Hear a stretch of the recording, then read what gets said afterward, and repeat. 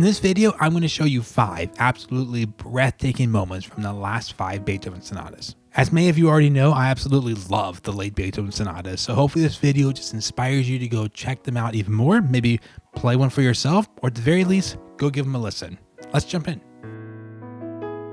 Our first example today comes from Opus 109, E major, which just so happens to be my favorite of the last 5 sonatas, and of course, I'm talking about that beautiful theme and first variation of that final movement. Now, of course, I could choose a lot of moments from the first movement as well, but just listen to how this theme begins.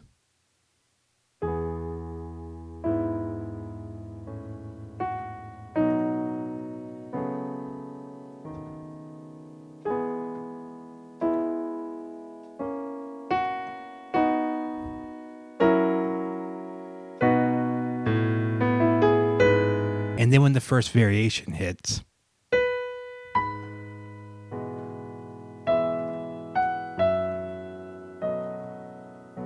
up next here, we're going to be checking out Hammerklavier, Opus 106, which just happens to be my favorite of the last 5 sonatas. And of course, I'm talking about that gorgeous third movement.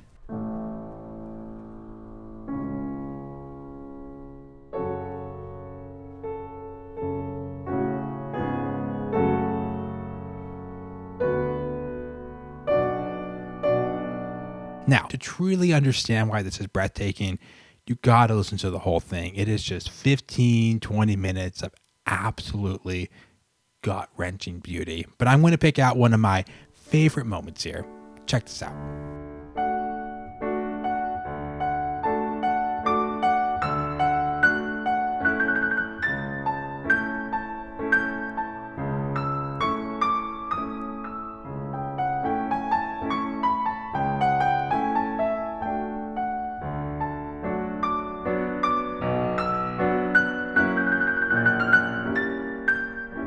Now, yes, in order to truly understand why that is so gorgeous, you need to have all the buildup, all the darkness, all the sadness kind of leading to that moment to really get why it's so breathtakingly gorgeous when you hear this.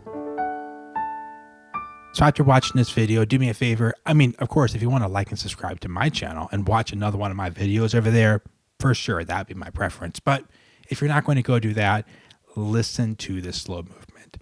It's gorgeous. Now, my personal favorite from the last 5 sonatas is definitely Opus 101 in A major. I've always been in love with this piece. From the very first note,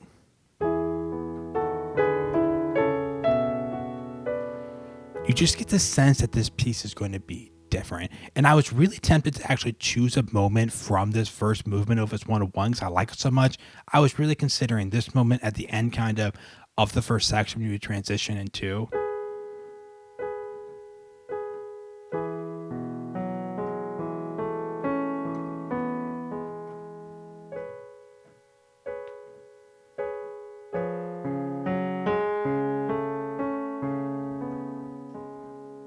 And then you get this chord.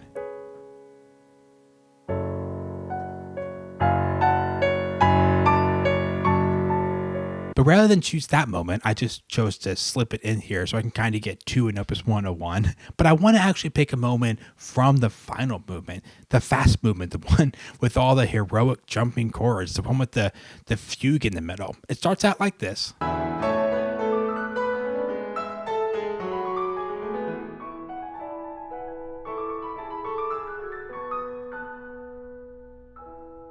And then we get this crazy fugue that starts out like this.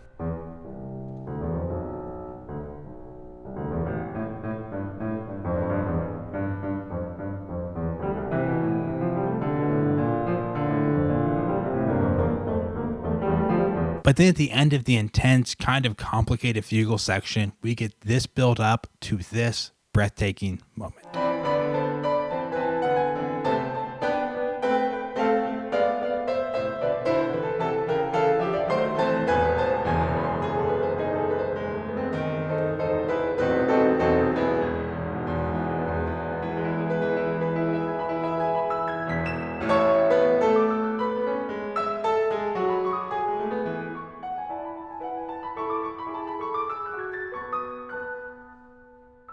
But man, at this moment, after you kind of start this complicated and dark and I would even say kind of weird fugue and lived in that for a while. It feels so good just when the piece opens up. You get huge major chords again, your original melody, and you, for the most part, just kind of pound your way all the way to the end in triumph. There's a few more tricks, of course, it's Beethoven, but this moment feels so good. The first movement of Opus 110, A flat major, is one of these pieces that really just draw you in from the first chord.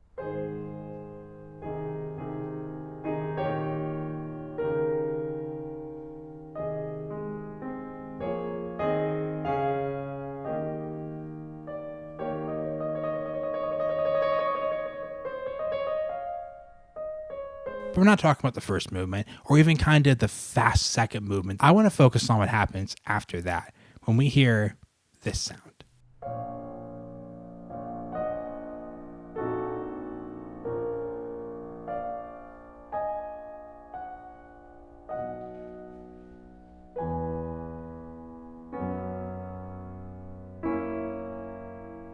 And we have to be thinking, what's Beethoven doing? And then we get this.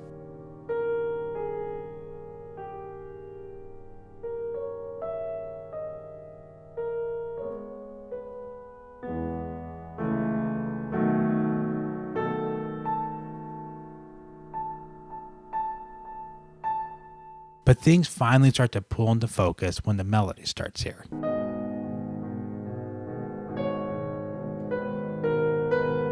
Now, I recognize that this is the darkest and most depressing of the 5 breathtaking moments today, but the reason I think it's so fascinating is because you spent this whole page of wandering, some dotted chords, some weird harmony. You don't know what key you're in. You don't even know what the rhythm is supposed to be. And then things really just pull into focus on those repeated E flats. It's just such an incredible moment when these repeated E flats happen and you're like, things start to kind of go, oh, this is going to be dark.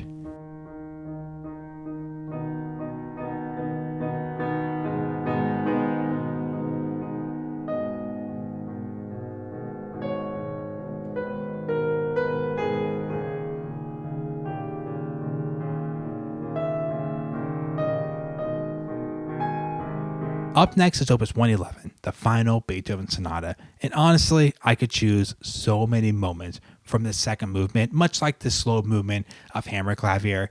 I could choose so many moments from the second movement of Opus 111. It's all breathtaking. It's a piece that really needs to be understood in context, but I'm going to focus on the culmination at the end. The melody comes back very clearly underneath this trill.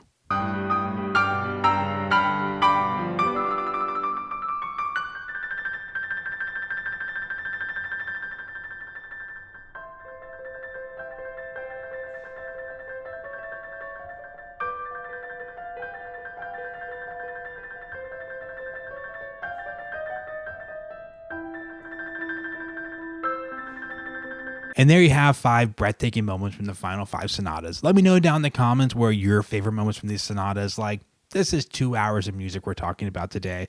There are a lot of candidates for breathtaking moments. These are just some of my favorites. Hope you enjoyed the video. Like and subscribe if you haven't yet. See the future videos when they come out. See you guys.